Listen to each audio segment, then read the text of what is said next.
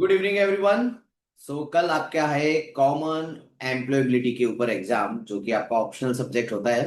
25 marks का है। ये वीडियो आप पूरा देखना। इसके अंदर मैंने फुल्ली एक्सप्लेन कर दिया कि आपको क्या लिखना है, कैसे लिखना है, और कैसे इसमें आप आराम से 25 में से 25 मार्क्स स्कोर कर लोगे। ये वाले में मैं आपको एमसीक्यू भी सॉल्व करके दे दूंगा। ठीक है। अपार्ट फ्रॉम दैट कुछ कॉमन इंफॉर्मेशन जो है मुझे आपको शेयर करनी है। लाइक सीएमए फाउंडेशन की टेस्ट सीरीज ऑनलाइन जो चल रही है जैन इंस्टीट्यूट की, उसमें जितने भी जो सीएमए फाउंडेशन स्टूडेंट्स है वो डेफिनेटली पार्टिसिपेट करें, क्योंकि हमने एक टारगेट रखा है 300 plus. Each and every student जो है फाउंडेशन का वो 300 प्लस लेके आए। ये हमारा टारगेट है, और जिसके लिए हम जितने भी मॉडल टेस्ट पेपर हम लॉन्च कर रहे हैं उसके ऊपर हम डिटेल्ड एक्सप्लेनेशन की PDF as well as video दोनों हम पब्लिश कर रहे हैं, ताकि सारे बच्चे जो है अक्रॉस दी इंडिया सबको ये चीज का बेनिफिट मिल सके। ठीक है, ये हमारा टारगेट रहेगा। Apart from that CMA inter के लिए group 1 as well as group 2 के लिए वी आर ट्राइंग दैट कि कुछ रिवीजन वीडियोस हम लॉन्च करें। एंड एक और चीज जो है वो मैं आपको एक प्रॉपर वीडियो में एक्सप्लेन करने वाला हूं कि कैसे आपको पेपर सॉल्व करना है, स्मार्ट वर्क कैसे दिखाना है, कौन से क्वेश्चंस आपको ऑप्ट करने चाहिए टू स्कोर गुड मार्क्स। जो दो ग्रुप दे रहे हैं कैसे वो रैंक लेके आ सकते हैं ऑल इंडिया लेवल पे। एंड बस यही कि जो 8 क्वेश्चंस आपको पूछे जाते हैं क्वेश्चन 2 to 8, उसमें कौन से 5 क्वेश्चन आपको ऑप्ट करने हैं जिसमें आप मैक्सिमम बेनिफिट उठा सकते हो, वो ग्रुप 1 एंड ग्रुप 2 दोनों के लिए मैं एक वीडियो उसके ऊपर जरूर बनाऊंगा। And one more thing that की I came to know about that की some institutes are using my name and manipulating the students. So I just request all the students and all my audience that ki don't be in trap, कोई trap में मत फंसना। I am working on my individual capacity, and our target is very much simple, that ki each and every CMA student, whether he is in foundation, inter or final, they must get benefit and they must clear their CMA in first step। ये हमारा target है और उसी के लिए हम workout कर रहे हैं। ओके। और आपको अभी भी मैं बोल रहा हूं, आपको कोई भी चैप्टर में कोई भी डाउट हो, कोई भी तकलीफ आ रही है, you can feel free to contact me. Okay. Now let's start with common employability, जो आपकी कल की एग्जाम है। वैसे तो अभी ये सारी एग्जाम आपके लिए मजाक जैसा है, खाली आने जाने का आपका टाइम बर्बाद हो रहा है और कुछ नहीं हो रहा। बट फिर भी जैसे बाकी ऑडियंस की रिक्वेस्ट है कि सर इस पे भी आप आईएमपी वीडियो दीजिए, तो मैं आपको एक मस्त वीडियो इसके अंदर दे रहा हूं। पूरा वीडियो आप जरूर देखिएगा इसमें। Okay, let's start. चलिए, तो पहले मैं आपको पेपर दिखा देता हूं। आपका पेपर बहुत ही सिंपल है आपका। ठीक है, क्वेश्चन 1 जिसके अंदर आपको कोई भी एक शॉर्ट नोट करनी, क्वेश्चन नंबर 2 जिसमें आपको कोई भी एक शॉर्ट नोट करनी, 10-10 मार्क की होगी, और 7 एमसीक्यू होंगे जिसमें से आपको 5 करने हैं। यहाँ पे आपके 25 मार्क हो जाते हैं। चलिए, नाउ मूव करते हैं अपने आईएमपी टॉपिक के ऊपर। चलिए, आईएमपी टॉपिक में क्या क्या आने वाला है उसके बारे में अपने थोड़ी सी चर्चा कर लेते हैं फटाफट, और एमसीक्यू भी अपने देख लेंगे। ठीक है। चलिए, यूनिट 1 जो 10 मार्क के क्वेश्चन आने वाले हैं, जिसके अंदर आपको पहला क्वेश्चन पूछा जा सकता है, what do you mean by self management skills. ठीक है। तो सेल्फ मैनेजमेंट स्किल क्या है, मैं आपको यहाँ पे शॉर्ट एंड स्वीट में एक्सप्लेन कर देता हूँ कि इसका मीनिंग क्या है और आपको एग्जाम में कितना लिखना है। जब आपको मीनिंग पता होगा तो पेज भरने में तो आप मास्टरी है, आप आराम से इसके अंदर 2 पेज भर सकते हो। ठीक है।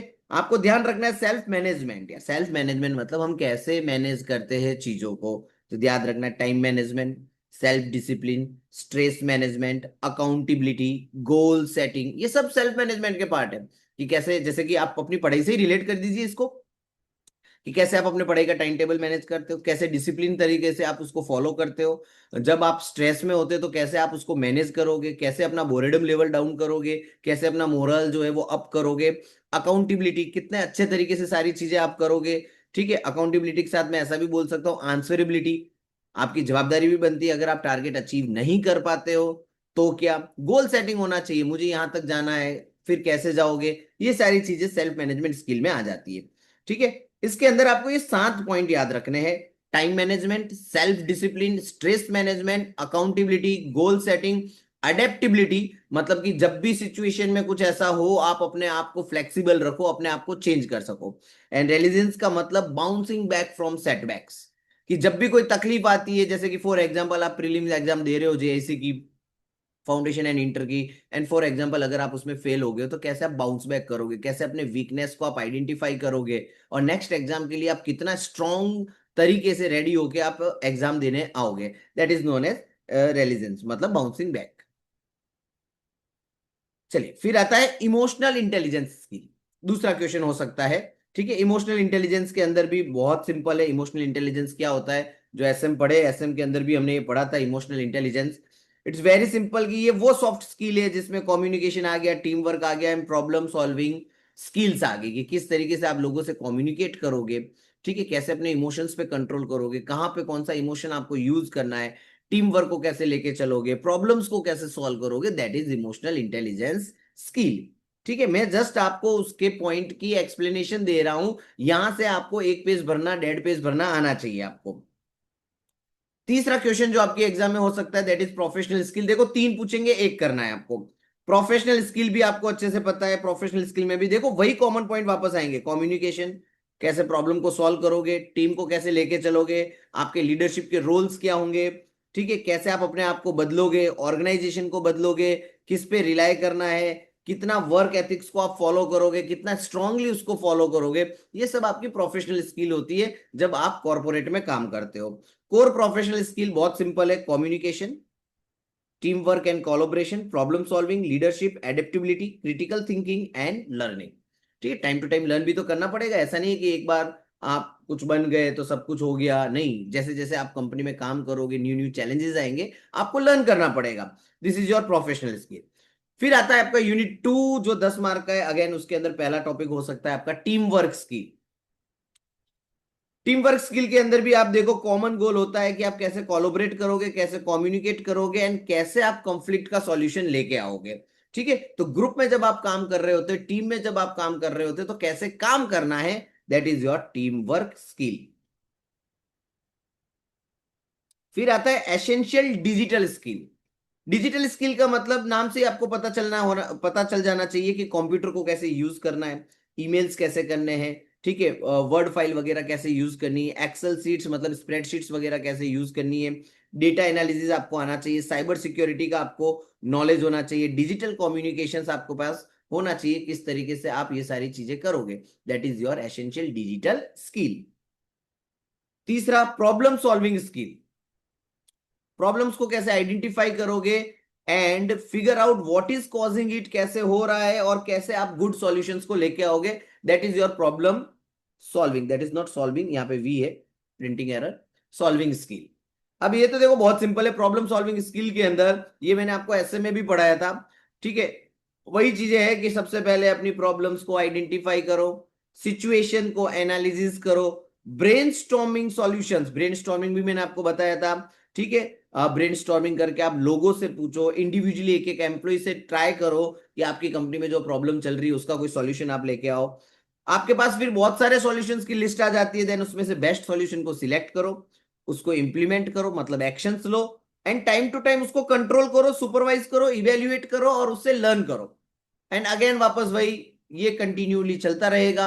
जब जब आप कॉर्पोरेट में काम कर रहे हो आपके पास ये स्किल होनी चाहिए कि प्रॉब्लम को आइडेंटिफाई करो, सिचुएशन को समझो, ब्रेनस्टॉर्मिंग टेक्निक का यूज करो, बेस्ट सॉल्यूशंस को आइडेंटिफाई करो, उसको इंप्लीमेंट करो, एक्शन लीजिए एंड इवेल्युएट कीजिए। ठीक है, सो ये है आपका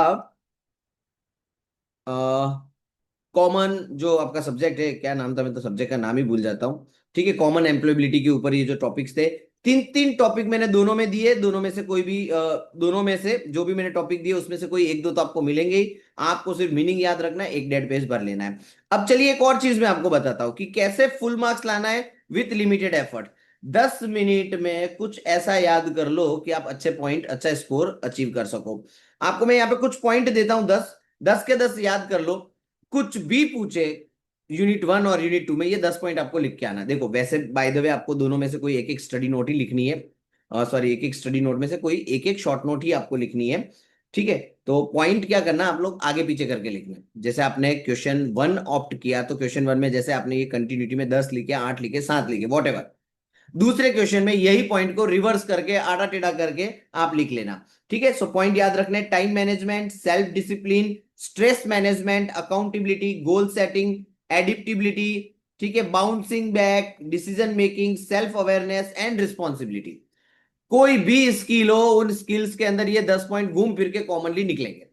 बस इतना कर लो, कल का पेपर हो गया, 10 पॉइंट याद करके जाओ, बहुत हो गया। कुछ भी पूछे ये 10 पॉइंट ही आपको लिख के आने का है। अब कल फिर आपकी एक लास्ट एग्जाम बचेगी, कल के बाद आई थिंक सो कुछ IKS करके नाम है उसका, उसका वीडियो भी मैं आपके लिए डाल दूंगा। सो इस बार आपकी बीकॉम की सारी एग्जाम अच्छी गई, आई होप सो। चलिए तो अब देख लेते हैं अपने MCQ, कौन कौन से MCQ जो पूछे गए उसके एक बार मैं आपको सॉल्यूशंस भी बता देता हूं। मैं फास्ट पेपर्स में आ जाता हूं। चलिए चलिए चलिए चलिए फटाफट। क्वेश्चन वन जो है आपके MCQ का वो है कि भाई इसमें से कौन सी एक बिहेवियरल स्किल है, तो ध्यान रखना बिहेवियरल स्किल होती है सोशल एटिकेट्स। ठीक है, सोशल एटिकेट इसका आंसर है। फिर दूसरा क्वेश्चन पूछा है कि dash is the act of planning the amount of time spend on different activity. कैसे आप टाइम स्पेंड करोगे, देखो इसके क्वेश्चन में ही आंसर छुपा था, टाइम मैनेजमेंट। तो आंसर इज सी। पेंसिल थोड़ी डार्क चल रही है I think so, sorry light चल रही है। चलिए स्वॉट का जो है वो क्या क्या फुल फॉर्म है, तो ये तो आपको पता ही है, strength, weakness, opportunities and threats.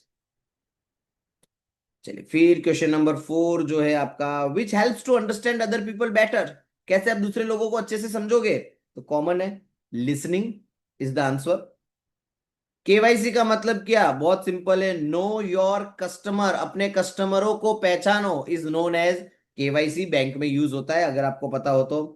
Electronic devices are inevitable for, किसके लिए इलेक्ट्रॉनिक डिवाइसेस सबसे ज्यादा इंपॉर्टेंट है, offline meeting no, interview no, online meeting yes, online meeting, face to face के लिए भी इलेक्ट्रॉनिक डिवाइस नहीं चाहिए।